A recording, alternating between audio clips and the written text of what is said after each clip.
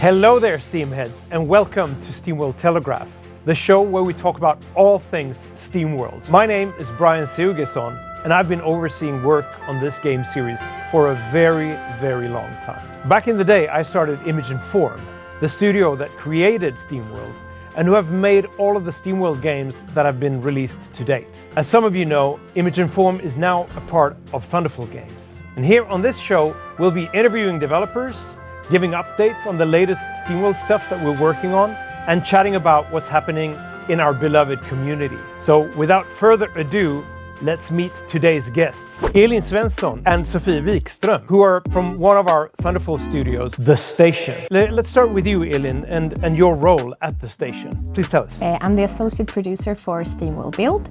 I've only worked at The Station for 1.5 years, so the SteamWorld Build is my first game within the company. And Sofie, I mean, you and me, we've met before during this special broadcast, like the inaugural, the first SteamWorld Telegraph episode that we recorded at, what was the name of that place? Remfabriken. Oh, you mean Remfabriken? That's where we...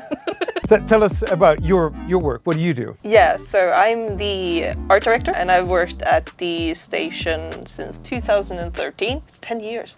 Right. It's already been 10 years. But I used to be a concept artist.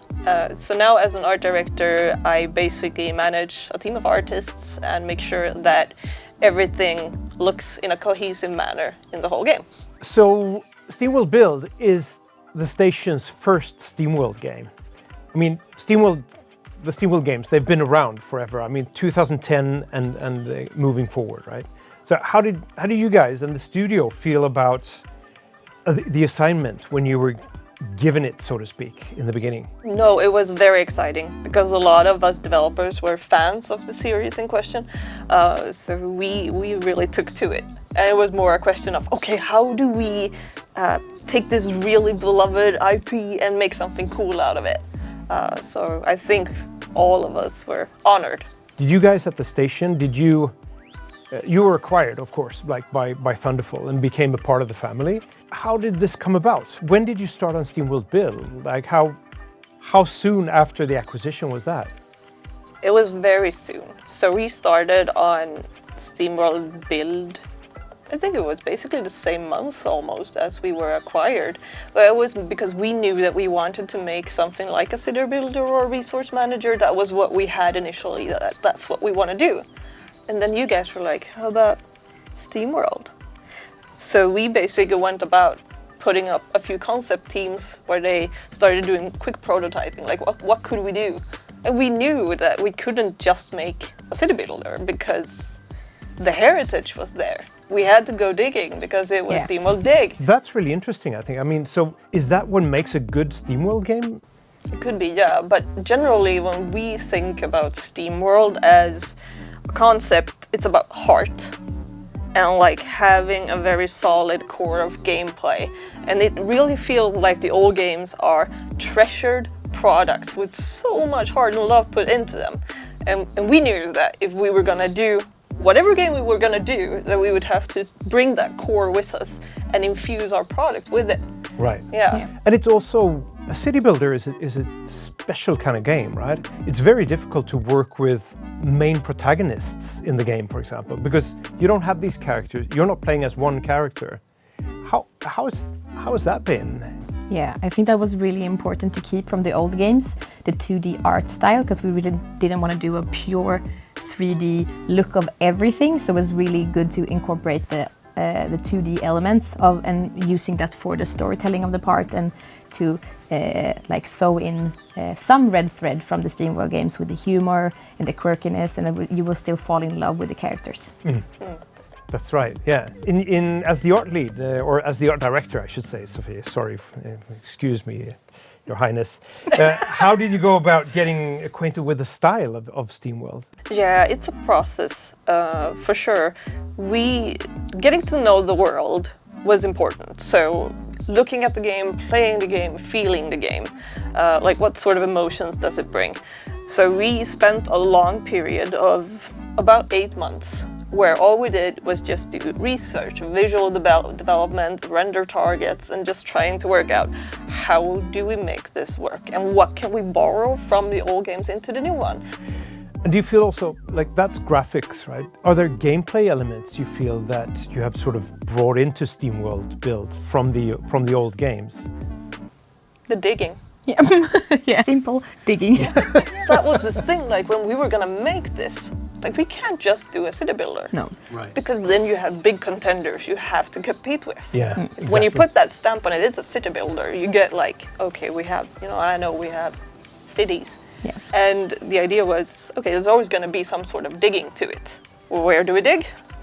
Down, because that was the easy direction to go. I'm just thinking there are so many challenges for the station as a studio. Like here's this IP. There's this one specific studio that has made all of the games in the past. You're the first guys to make a game. That's the first game that's going to be released by a team that isn't Image and Form, right? There's that. Then there's this new genre, and there's this, it's the first 3D game as well. I think if I thought about the product as a whole with realistic eyes at the point, I would have gotten scared. Because I, at the time, probably didn't realize how, frankly, big the franchise was, and how loved it was, and how easy it would have been to step on someone's toes or break someone's heart if you mistreated it. But at that point, we just looked at the basic material that we had to work with, and we knew that we needed to make the art feel as juicy as it did in 2D. 3D can sometimes feel a bit flaky, as if it's not solid. And I always spoke about it like, I want to be able to touch everything that we do. The moment it's in-game, in-engine, I want to feel like I could reach in and pick it up or maybe eat it. Eat it. So it sounds super silly, but especially like the blocks in the mine, I kept comparing. It's like, I don't want to eat it yet. I don't want to eat it. Make me want to eat it. So I sent a million references of cookie dough and buns and everything, because the texture in the dirt, that's like fresh cookie dough. That's what I wanted to reach. Oh, this is super fascinating. I mean, eating graphics. It's like I understand, but it's just such a, sorry for the pun, but it's a very tasty way of putting Yes, it, right? One thing that I didn't notice or I didn't realize when I started playing the game, I didn't zoom in the city. It didn't dawn on me that I could do it. It's like, because I've never even thought about that, about zooming in to look more closely at the building. But in SteamWorld Build, it's definitely like that the buildings have their own personalities. And there's small surprises and Easter eggs with every building because they are all unique. Yeah. And the animator on the team, we've been having to try to rail her back because her ideas have been it was like crazy. holding a horse back. You had to like rein her in. It was like, no. And she was like, what if this does that and this does that? It was crazy, but it was so much fun. Yeah. Do you mind like talking about your favorites? Building? There's so many. I really like the forester, and I like the tool maker because I love the big hammer swinging down and making tools. I love the wool maker. Like there's so many specific cute animations, and I like them for the graphics, and I like them for the life that the animation has brought, and also the VFX and the audio is amazing. One of my favorite details is something I joked to add in the game because we have a lot of different animations for the bots. And when you take away the roads in the city, I just joked with our tech lead like, oh, can't we use the scared animation on the bots? So they are scared and run home when you take away the roads. And now they do. And when they walk past the saloon, they start to dance. So there's small Easter eggs everywhere. So what's your favorite details, Sophie? Without spoiling anything, later on in the mine layers, you do get guards. They have very simple voice lines, but it's basically them saying, yup. Say you have 10 guards running around and you battle monsters, and then when they're done, they just stand around with their guns and go, yup, yup, yup, yup, yup, yup, yup, yup. And it's so much fun. It's like a bunch of... Is that what it is? a bunch of dads going, yup, yup, yup, yup, yup, yup. I love that. Because I didn't know what that was. It's the guards. It's hilarious. Yeah. So the game was shown earlier this year in January 2023. And as I mentioned, fans, they were also treated to a demo. So how was that?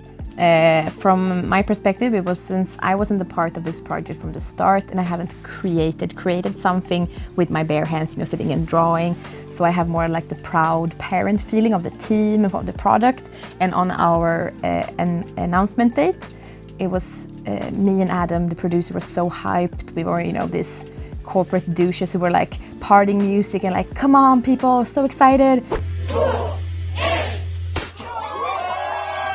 And then everyone on the team was so nervous because when we started showing the chat, because we viewed it live together at the office, and people were like, Dig 3, and started talking about all of the other games. No one would have any idea that this was going to be a city builder.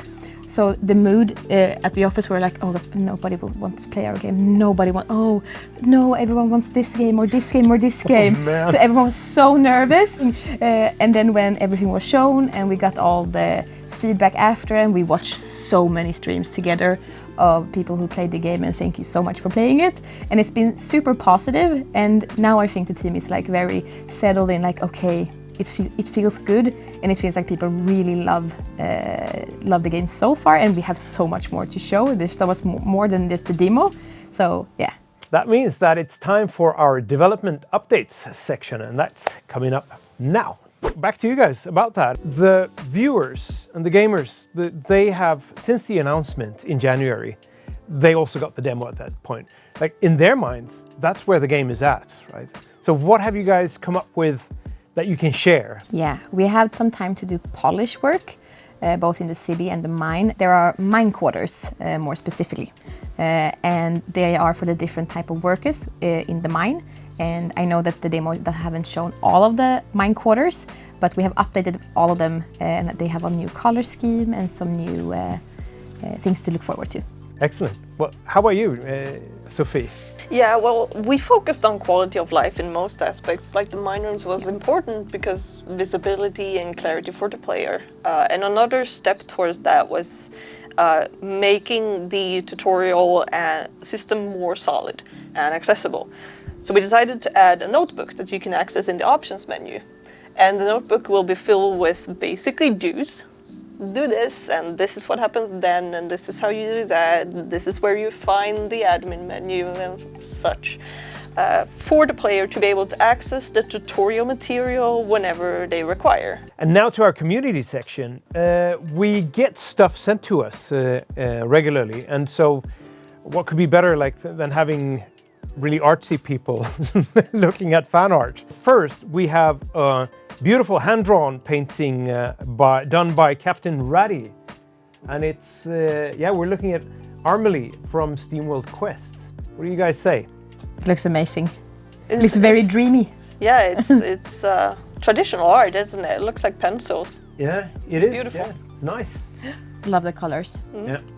And then moving on, something that is closer to home for you guys, we've got Astrid Clutch-Sprocket from SteamWorld Build, who is one of the absolute main protagonists. Yeah.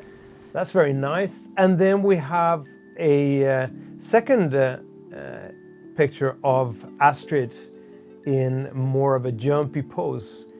Please guys, since this is close to home for you guys, you got Astrid here. What do you feel?